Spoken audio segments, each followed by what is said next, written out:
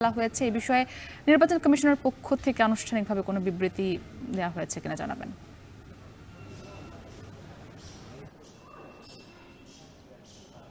মুক্তি, আপনি যে দ্বিতীয় প্রশ্নটির শেষ ভাগটা বললেন যে নির্বাচন কমিশনের অফিসিয়াল বা কেউ কি এখন পর্যন্ত জানিয়েছেন কিনা দায়িত্বরত তারা, সে উত্তর হচ্ছে না, এখন পর্যন্ত কেউ এমন তথ্য নিশ্চিত করেননি। তবে ঠিক কখন থেকে এই নৌকা প্রতীক দেখা যাচ্ছে না সেই বিষয়টা আপনাকে একটু জানিয়ে রাখি।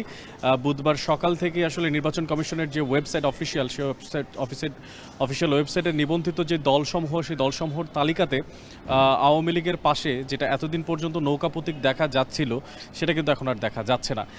এই বিষয়ে আমরা জানার চেষ্টা করেছি, আমরা নির্বাচন কমিশনের যারা দায়িত্বরত কর্মকর্তারা আছেন তাদের সঙ্গে কথা বলার চেষ্টা করেছি, কিন্তু কেউ এখন পর্যন্ত কথা বলতে রাজি হননি এবং প্রত্যেকেই বলছেন যে সার্বিক সমস্ত সবকিছু ব্রিফিংয়ের মাধ্যমে আপনাদেরকে জানিয়ে দেওয়া হবে।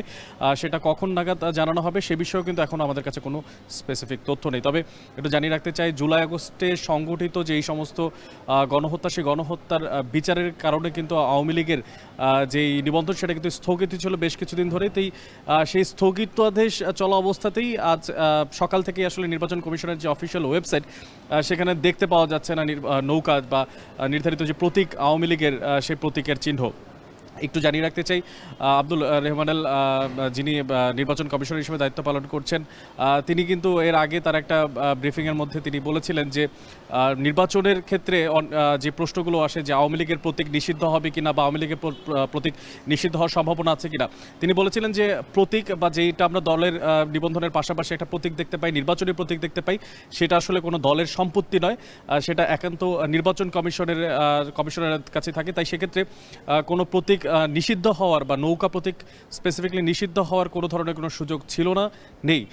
তবে সেক্ষেত্রে নির্বাচন কমিশন সিদ্ধান্ত নিতে পারে তাদের এই প্রতীক তারা দলের কাছে নিবন্ধিত রাখবেন কিনা, তারা পরবর্তীতে সে ব্যবস্থা নেবেন কিনা। তবে সংশ্লিষ্ট একটা সূত্র নাম প্রকাশে অনিচ্ছুক, তারা বলেছেন যে যেহেতু এখন পর্যন্ত স্থগিত আছে আওয়ামী লীগের যেই নিবন্ধন এবং নিবন্ধন কার্যক্রম এবং অন্যান্য বিষয়াদি, সেক্ষেত্রে এই বিষয়ে সিদ্ধান্ত বা মতামত দেওয়ার ক্ষেত্রে আরও তাদেরকে সতর্ক হয়েই তারা মতামত দিতে চান, এই বিষয়ে আমরা জানতে পেরেছি।